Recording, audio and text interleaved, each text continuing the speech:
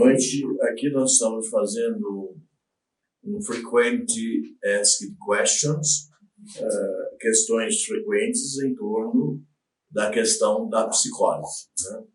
Nós já fizemos um seminário no semestre passado e apresentamos novamente esse seminário, que tem uma inspiração no seminário de Lacan, As Psicoses, e também inspirado na obra de Colette Soler, A Desordem dos Diagnósticos, e outros autores de um modo geral, tá certo? Então aqui nós vamos, depois que nós vimos o seminário, vamos apresentar algumas perguntas e respostas, né? Não sei se eu vou ter resposta para tudo, né? Mas enfim, disso que se trata. Eu acho que não precisa de botar a data não, né? 4, né? 5. Hoje, então, a data desse FAQ, Frequent Asked Question, é 5 de fevereiro de 2020. Podemos começar. Primeira questão. Na psicose, o real é o que foi rejeitado no simbólico, é o que não entrou no simbólico. O simbólico é a linguagem que vai dar uma forma, um contorno. A linguagem na psicose não é do sujeito, é do real, mas que não é realidade. Essa linguagem delirante seria da ordem do imaginário? Aqui está falando, ele citou uma frase clássica de Lacan, né? O que é recusado no simbólico retorna no real em forma de alucinação e delírio, né? Então ele pergunta aqui: a linguagem na psicose não é do sujeito. A linguagem ela não é do sujeito simbólico, ela seria do real e em forma de alucinação e delírio. Mas poderíamos, obviamente, pensar que um psicótico poderia ter pontos normais na personalidade, né? E poderia ter um lado do sujeito que não seria psicótico, em que ele já conseguisse colocar a linguagem no simbólico. O exemplo é Daniel Paul Schreber, que depois de estabilizar a sua psicose, a sua esquizofrenia, ele escreve um belo livro e ele consegue trabalhar com o simbólico, ter encontros frequentes com o rei da Saxônia e não falar hora nenhuma do seu delírio e da sua alucinação. Então, é isso que eu quero colocar. Não é absoluta essa questão de que todo psicótico só vive o real Borromeu, mas ele pode viver o real Borromeu, o imaginário também, e pode viver o simbólico, né? E a clínica é quem vai determinar o histórico, gramatológico nesse caso, vai nos dizer profundamente de que nós estamos tratando. Nós, analistas, temos uma gramatologia da psicose. E é através dessa gramatologia que nós vamos conhecer de maneira lógica, onde entra a foné, que é a linguagem, entra a escrita e entra o logos, né? É isso que eu gostaria de dizer. Vamos lá, segunda questão. A partir de que idade uma criança que foi disponibilizada para adoção logo ao nascimento poderia iniciar psicanálise preventiva? Caso se encontre muito tempo em instituições do governo sem ser adotada, seria possível a construção do novo Romeu através da psicanálise? Bom, a criança recém-nascida e logo adotada, ela deverá ser, obviamente, ela deverá ser analisada na chamada psicanálise mãe-bebê. Os sintomas das crianças são os pais. Enfim, nós não sabemos quanto tempo essa criança passou lá no orfanato, né? Se ela passou 4 meses ou passou 6 meses, ela perdeu todo o período da Lalang, né? Mas parece que aqui diz que é logo após o nascimento. Então, uma psicanálise vai beber. Analisar a mãe analisar o bebê indiretamente através da mãe. Por ser uma criança mais velha, com certeza a psicanálise deve ser feita, inicialmente com a ajuda da cuidadora, com a ajuda da cuidadora, e depois uma psicanálise com as técnicas usuais e eficientes para a criança, como a play-análise, o brincar, os desenhos e mesmo a fala, porque há crianças que a partir de certa idade já são muito bem falantes.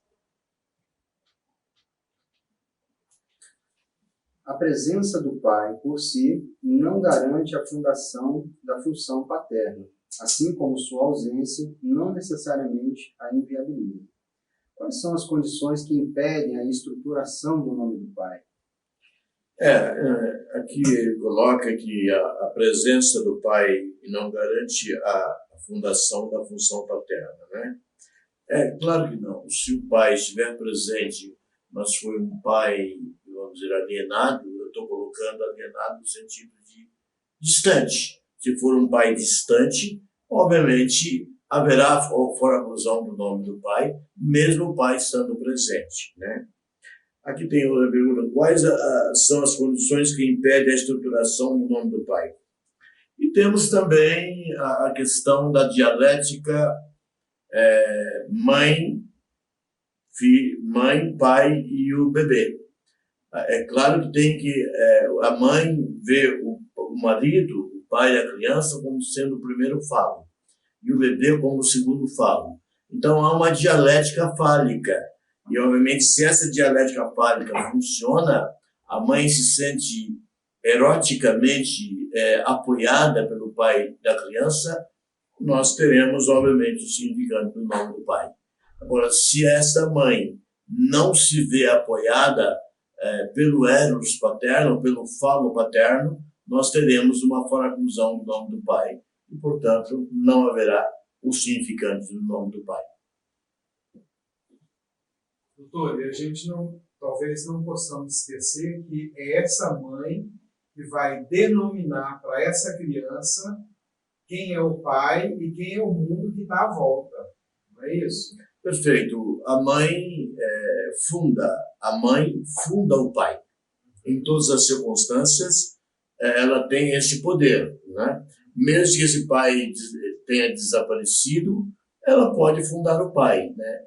Se ele, mesmo que ele tenha sido um bezerro lacaniano, né, que eles chamam de fodedor, Lacan chamava de fodedor, ela mesma, na metáfora materna dela, ela pode fundar uma metáfora paterna, principalmente a partir do momento que se ela teve um pai, teve uma metáfora paterna quando criança, e isso ela pode fazer. Então, nós sabemos que o nome do pai pode existir sem a existência física desse pai ou sem o endereço deste pai. Assim como Freud fala sobre o mal-estar na civilização, há também o mal-estar na paternidade, né?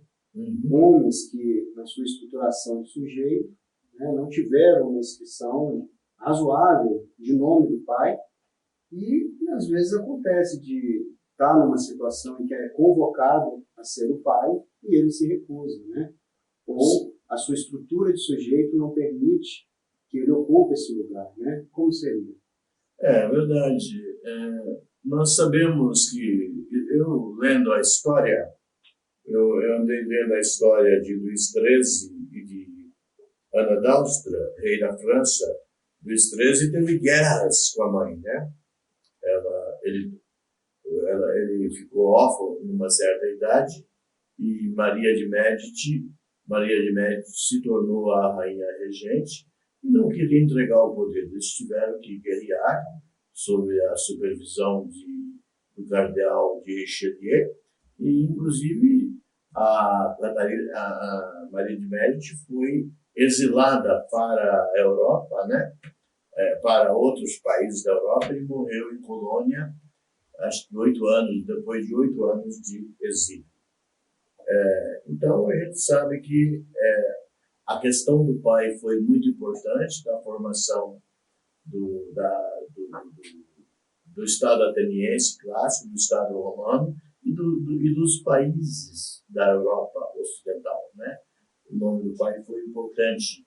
Os reis que tiveram que lutar contra os senhores feudais, contra a nobreza que queria dividir o poder do rei.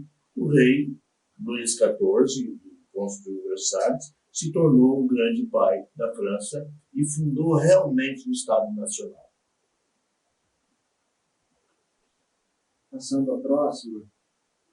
Considerando que o sintoma tem valor de mensagem dirigida ao grande outro, podemos afirmar que o sujeito psicótico, em seus delírios e alucinações, fala com as paredes? Não, eu não diria que o psicótico, os delírios e as alucinações são para as paredes. Não. Na verdade, ele tem um sujeito que funciona, um sujeito psicótico, né? Ele tem um sujeito que funciona. E ele, quando ele está em análise, ele faz uma psicose de transferência, às vezes mesclada com neurose de transferência, e ele fala para o analista, mesmo aquele que não tem uma neurose de transferência. Nós sabemos, eu falei no meu seminário gravado, que o psicótico tem um cogito infinito, né? Porque ele não teve o nome do pai para fazer a pontuação. Não, você vai até aqui. Até aqui não precisa mais de ir. Então ele não tem o ponto de basta, né? O ponto de basta que é feito pelo pai. Então é infinito o cogito dele. Mas ele sempre dirige a sua mensagem para alguém. Nós temos os casos daqueles psicóticos que se mantiveram realmente equilibrados, como, por exemplo, James Joyce, né, que, na verdade, tinha textos maravilhosos, ultra complexos, como Finnegan's Wake, que era uma espécie de alucinação no campo da escrita. No campo da escrita. Mas ele não tinha alucinações e delírios no campo da fala. E nós sabemos que a alucinação e o delírio no campo da fala, ou a fala, não a escrita, que é terapêutica. A escrita não é muito terapêutica, em se tratando de psicanálise. É a fala, é o discurso oral.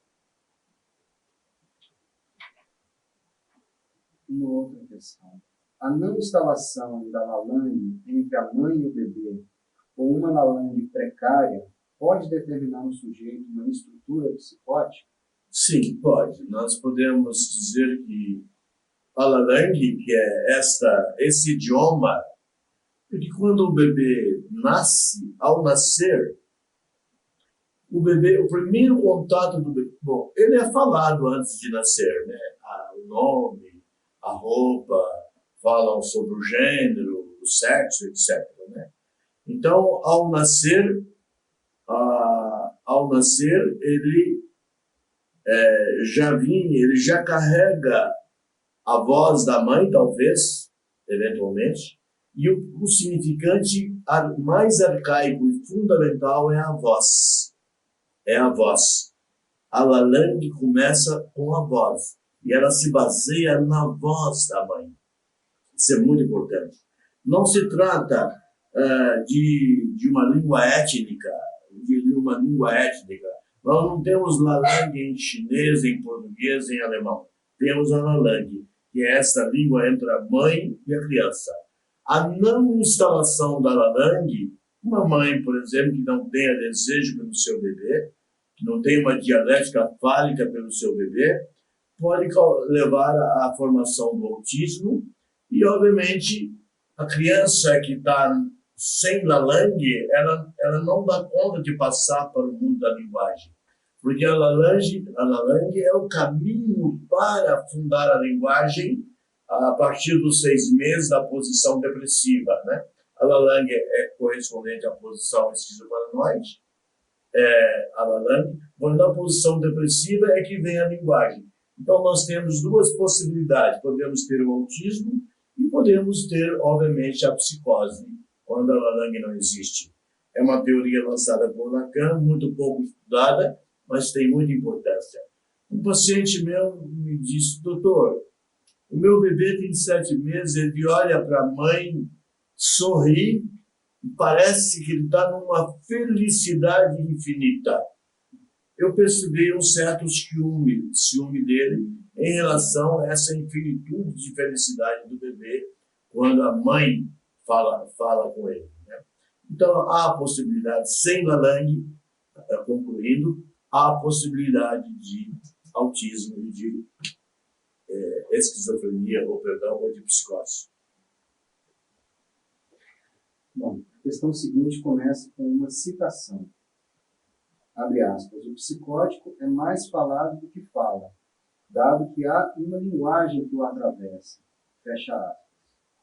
Temos nesse falatório que fala o psicótico a realização de funções não castradas? Perfeito, ele é invadido, é um dos fenômenos elementares importantes da psicose, né? Ele é invadido por uma fala automática, chamada automatismo psicótico, né? Ele é invadido por essa fala, né? E, obviamente, que ele não passou pelo édipo psicótico, né? Ele é uma pessoa que teve Lalang, permaneceu na posição esquizoparanoide, na posição, ou na Lalang mesmo, na dia de primeira, segundo Lacan, né? Então, obviamente que esse sujeito ele pode realmente ter a psicose pela ausência da Lalang. Isso eu não tenho dúvida, né? São estudos que vêm sendo feitos com bastante intensidade. Algum outro aspecto que eu não tenha respondido? Me veio aqui uma citação do Jacques Lamillard, ele diz que a linguagem é uma máquina de gozo também, né? A linguagem é também uma via por onde as pulsões podem se realizar, né? Perfeito. As pulsões naquele que não tem Lalang são pulsões selvagens, né? Não são pulsões que passaram pelo processo, pelo Noble Romeu e são simbólicas, né? São pulsões selvagens. É isso que eu gostaria de dizer para complementar a resposta. Agora, as pulsões, quando elas são marcadas pelo significante da voz, do nome do pai, enfim, há o processo da castração do Édipo, realmente aí nós vamos ter pulsão civilizada que teria saído da necessidade e seria então o desejo e o amor. Estariam dentro da demanda civilizada do sujeito.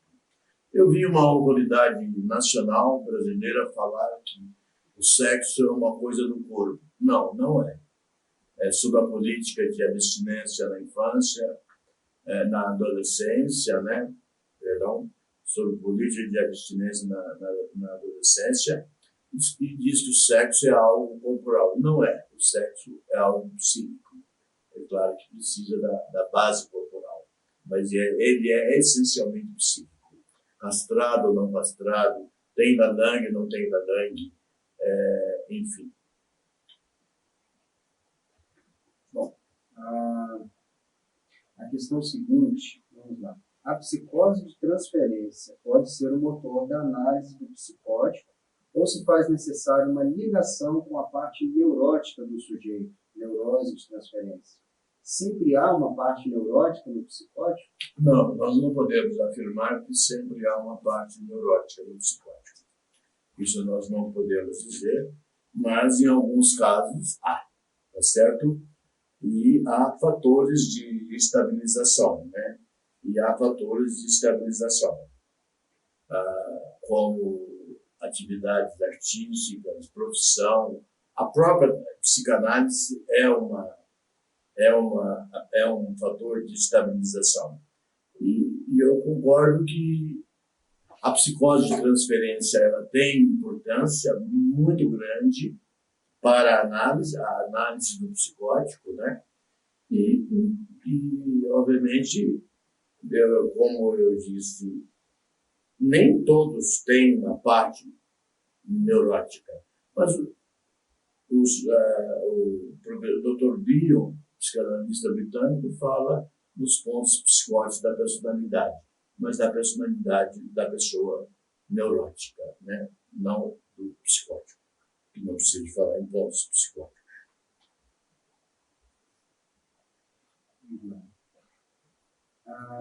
A literatura psicanalítica discute amplamente a função do nome do pai na estrutura da psicose. A minha questão volta-se à mulher. Primeiro, como podemos melhor compreender o empuxo à mulher no caso de psicose? A questão do empuxo à mulher, que ocorre, porque nós não podemos dizer que um homem é totalmente masculino.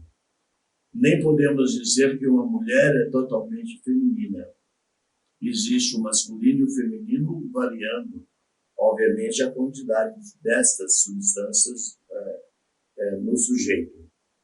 O empuxo à mulher, obviamente, ele existe e é uma possibilidade que não é rara, porque o bebê, do nascimento até os 4 ou 6 meses, ele é puramente feminino na sua estruturação.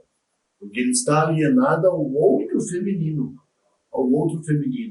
em se tratando de uma mulher. Agora, nós não sabemos se o bebê é criado por um homem, por alguém do gênero masculino, nós não sabemos como é que a coisa vai funcionar, tá certo? Se não existe o feminino. Mas, mesmo assim, eu acredito que a parte feminina e masculina entram em combinação para que o empuxo à mulher aconteça. O maior exemplo de empuxo à mulher foi Daniel Paul Schroeder, que se olhava no espelho, botava adereços femininos, sutiã, etc., enfim. Né? Então, a psicose é um processo regressivo. Ela é uma regressão. Pode voltar ao período da Lalangue, que é um período eminentemente feminino. O segundo ponto dessa questão indaga: qual a relação da língua com o desenvolvimento dos quadros de psicose, em que há o predomínio da figura da mulher na vida do sujeito? Se esta mulher, a formação da Lalangue,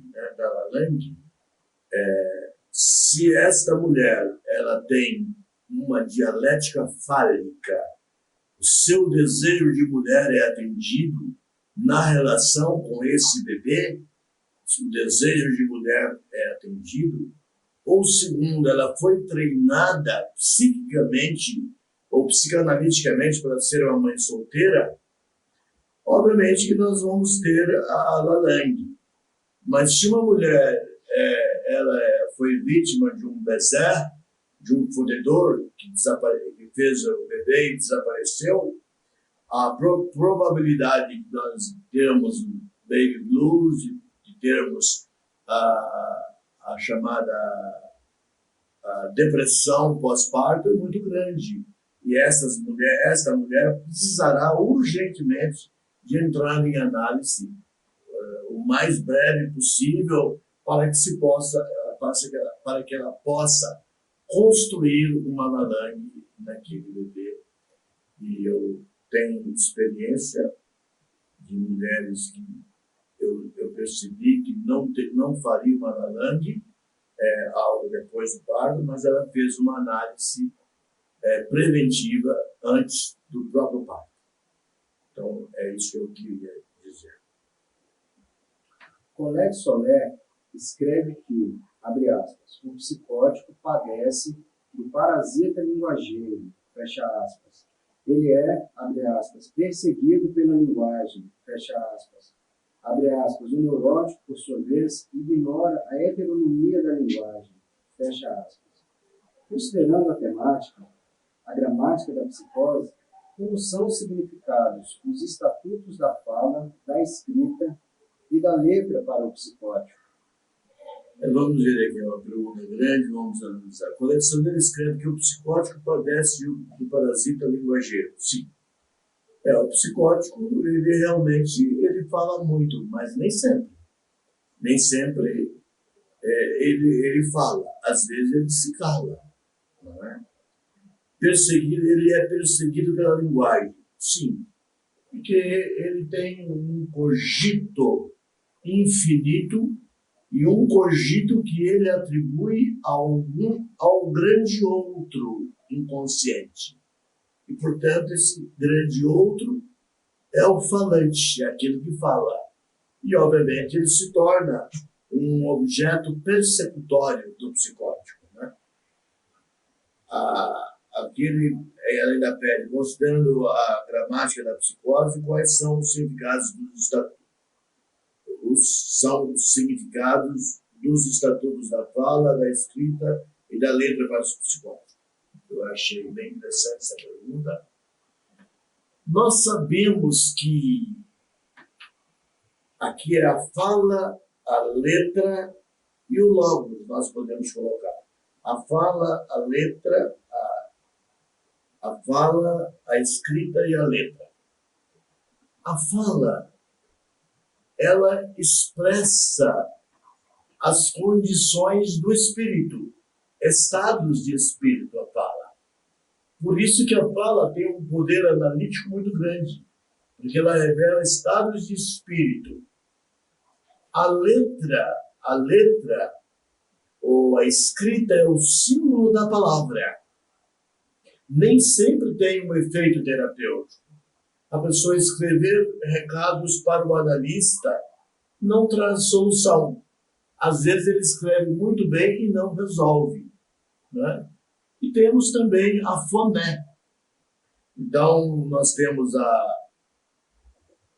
escrita, temos a foné, que é a fala, que eu acabei de comentar agora, em grego, e temos o logos, que é a questão lógica. Né?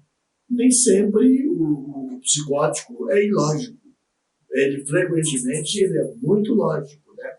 Principalmente antes de desestabilizar ou depois de estar em quadro franco de esquizofrenia, de delírio e alucinação, depois de algum tempo ele se estabiliza e as coisas melhoram.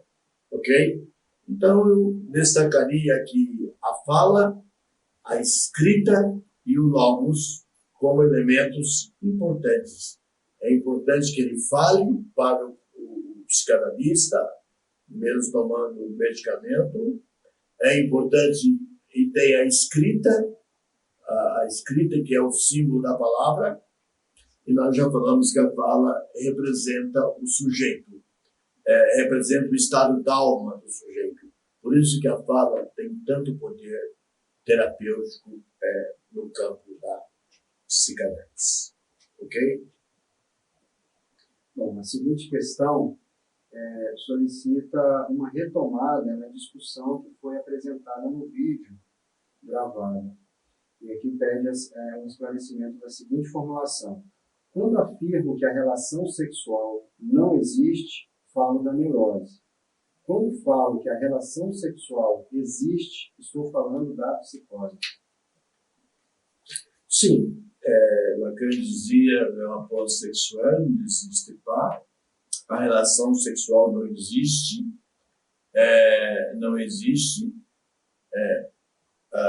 e então ele está falando que não havendo relação sexual, quer dizer, não havendo a pulsão selvagem, a relação sexual ela deve ser guiada pelos significantes derivados da pulsão. Aí é a neurose, nós temos a estrutura neurótica. Né? A castração, a privação, são processos simbolígenos que cria a pulsão sexual civilizada. Aí pode haver relação sexual.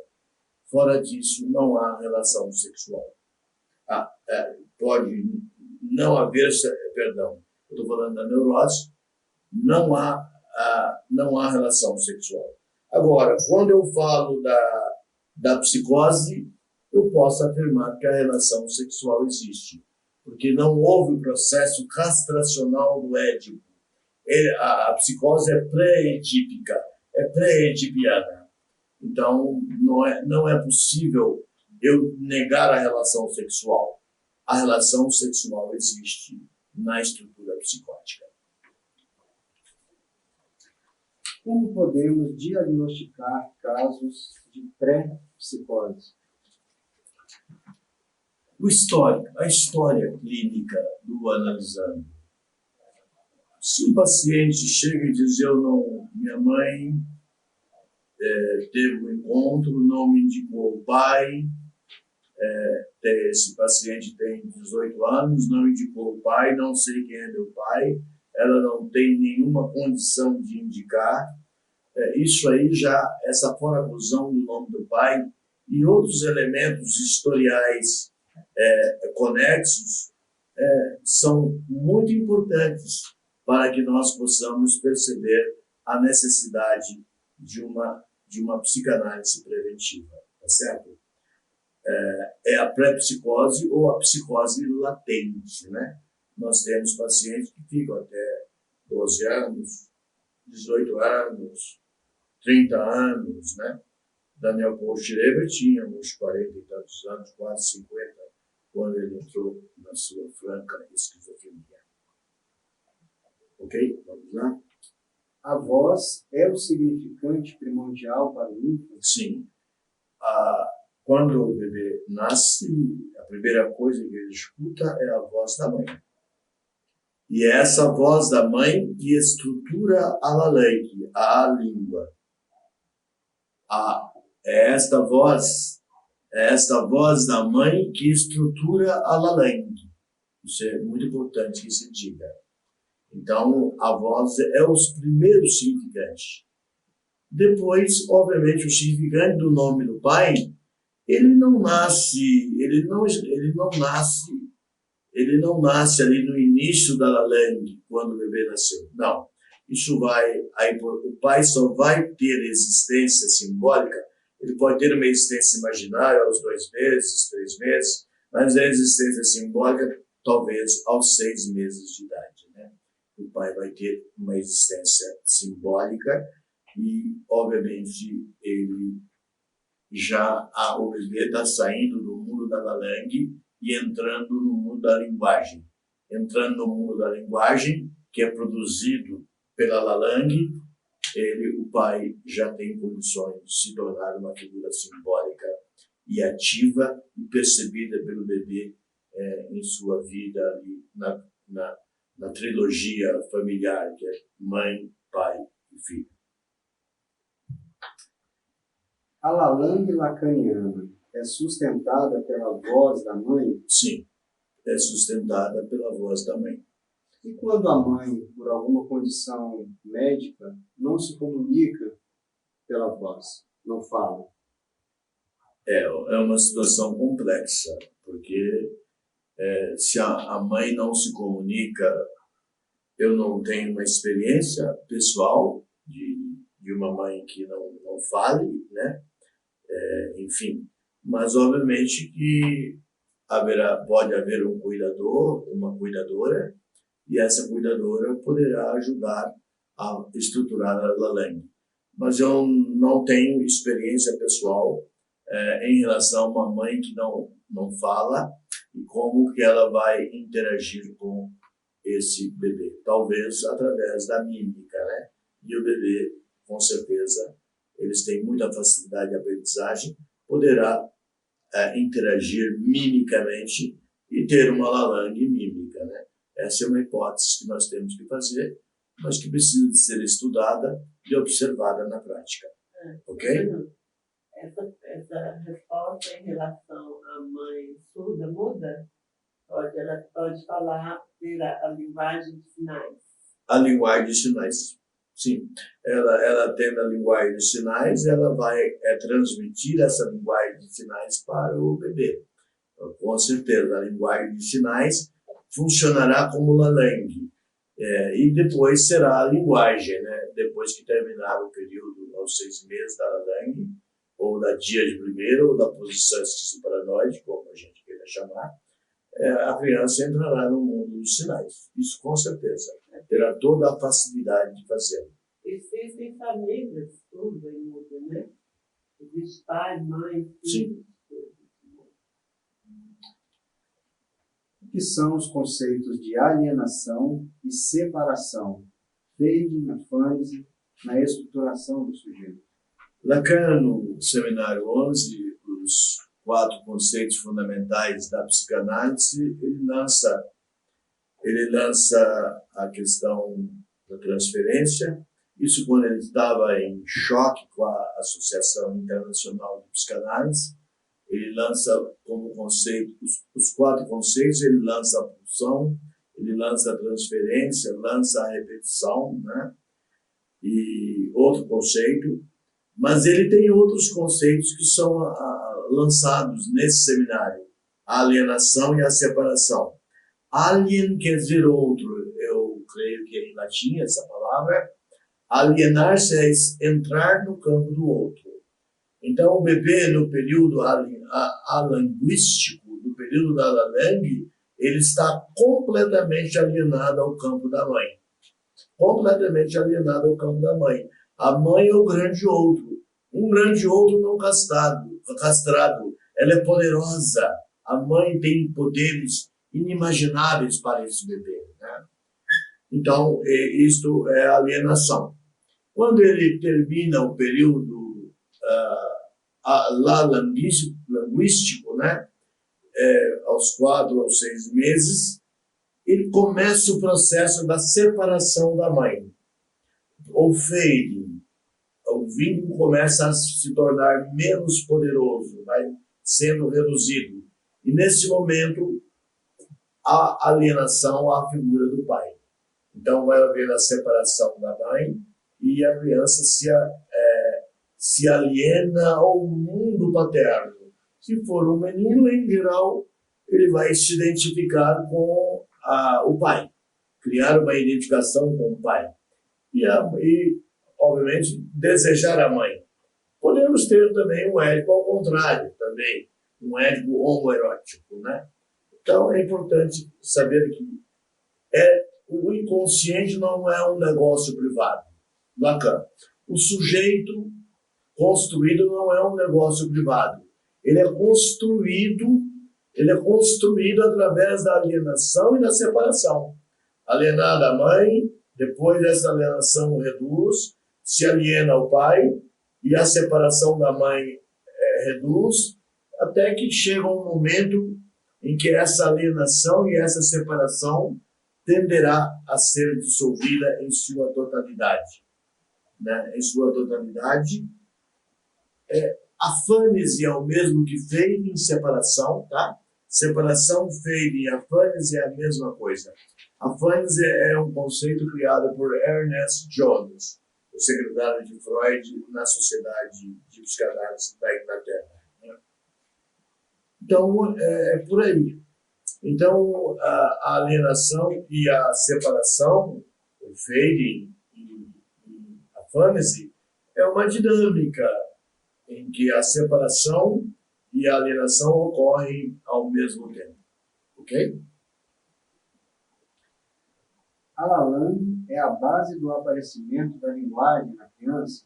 Tem relação com as línguas? Não, a Lalang sim, é a base do aparecimento da linguagem na criança. Sem Lalang não haverá linguagem. Agora, não há uma relação, nós não podemos afirmar que a Lalang tem relação com as línguas étnicas. Não podemos dizer isso. Embora nós sabemos que a voz é o significante fundamental. E a fala da mãe é muito importante para abrir esse campo linguístico. Mas nós não podemos dizer que a Lalang tem relação com línguas nacionais. As línguas nacionais serão a linguagem, provavelmente dita. Né? A questão seguinte: o sujeito portador de estrutura psicótica tem uma relação plural e delirante com a fala, e, em geral, uma relação de unicidade delirante com a escrita? O delirante, psicótico, né, ele tem uma relação plural delirante com a fala. Ele delira de várias maneiras. Ele delira de várias maneiras, né? É importante que se diga isso. Agora, quando se diz que o sujeito portador de estrutura psicótica tem uma relação, em geral, de unicidade delirante com a fala, com a escrita, ele escreve bem. Ele delira muito do ponto de vista da fala. E, às vezes, ele escreve sem delirar, não é? Agora, no caso de Daniel Paul Schreiber, ele tinha uma relação plural, delirante com a fala, muito intensa, e delirava menos quando escrevia, embora hajam delírios quando se escreve. Antonin Artaud, eu já falei aqui sobre um grande teatrólogo francês. Ele costumava se internar nos manicômios da França por conta própria. Ele tinha uma relação com o Dr. Ferdier. O Dr. Ferdier lia os textos dele, lia os poemas, lia as peças, a peça teatral que ele escrevia, de acordo com a escrita. Vejam vocês, com a escrita, não que ele estivesse falando com Antonin Artaud. A escrita também orientava quando ele deveria aplicar um eletrochoque. Dr. Ferdier com Antonin Artaud. Mas é importante que a fala tem um poder. Eu já disse que a fala ela representa o estado da alma, o estado do psiquismo. Por isso que a fala tem um poder terapêutico. Por isso os psicanalistas preferem a escuta, porque é falando que o sujeito se cura, ele melhora. Ok? Vamos lá. O que é a suplência na máquina alucinatória delirante?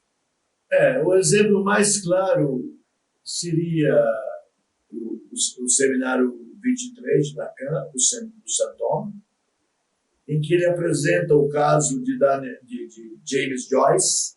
Tem um momento em que ele pergunta a Lacan, ele era louco? Ele tinha toda a história para a conclusão do nome do pai, e ele escrevia de maneira tão complexa, quase ilegível, né?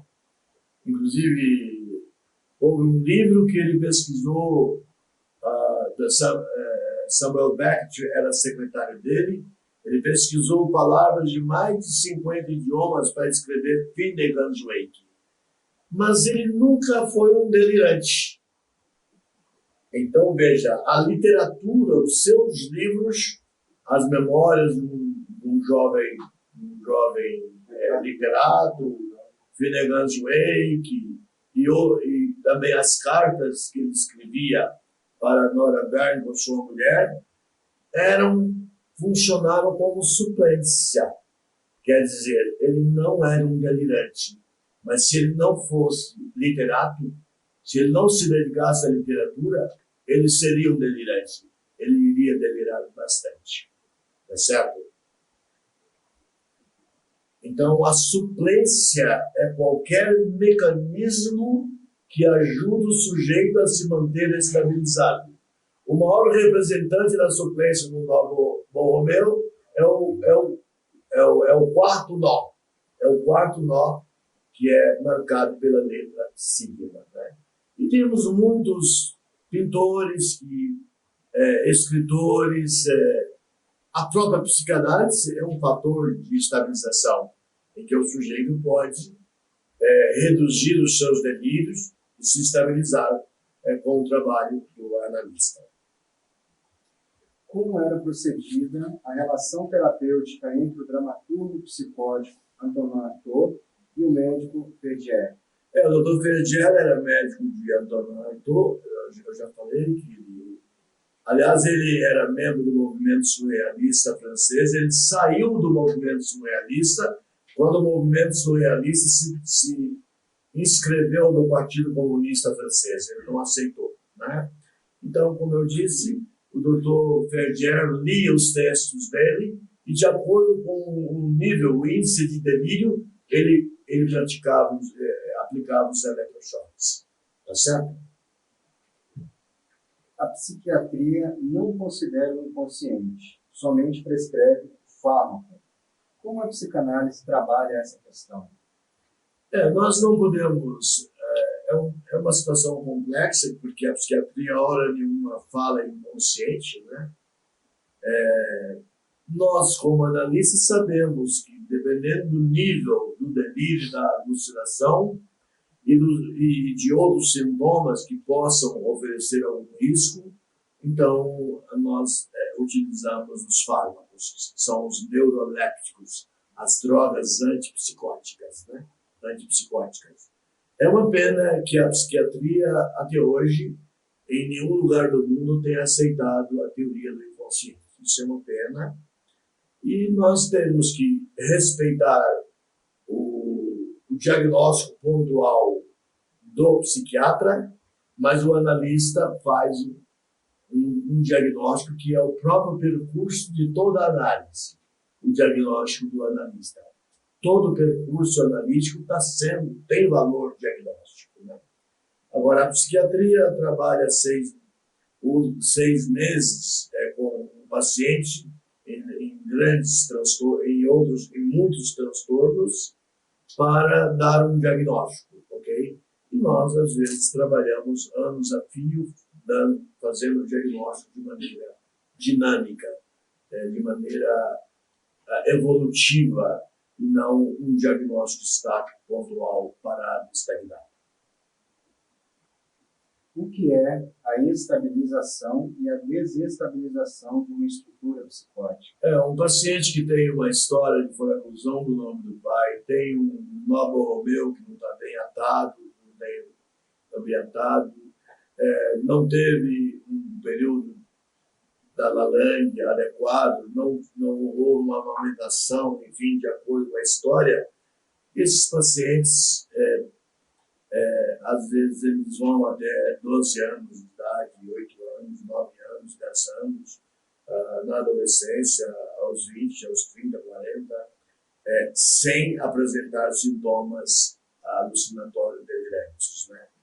Agora, o que estabiliza é uma vida organizada, estabiliza o sujeito, o delírio não aparece, né? Não aparece o delírio, e a própria psicanálise pode ser um fator de estabilização. Nós sabemos que o Daniel Paulo Schreber, ele cita muito o caso dele, que foi muito bem estudado. Ele permaneceu muitos anos na clínica do Dr. Weber, na Saxônia, e ele conseguiu uma estabilização fantástica. O Dr. Weber não era psicanalista, ele era psiquiatra. Conseguiu uma estabilização fantástica, ao ponto de que ele ia a jantares com o Dr. Weber, acompanhando o Dr. Weber e o rei e várias autoridades. Ele separava completamente o que era o delírio dele, o que era o pensamento sobre filosofia na Grécia, sobre direito, sobre política, etc. Ele sabia separar, porque ele chegou a um nível de estabilização muito bom. E esse livro dele, As Memórias de um Doente dos Nervos, foi utilizado em um tribunal para lhe dar a liberdade, porque ele requereu ao tribunal, porque ele tinha perdido os direitos de cuidar de si mesmo, que ele poderia cuidar de si mesmo, porque ele estava estabilizado, completamente estabilizado. Mais alguma pergunta?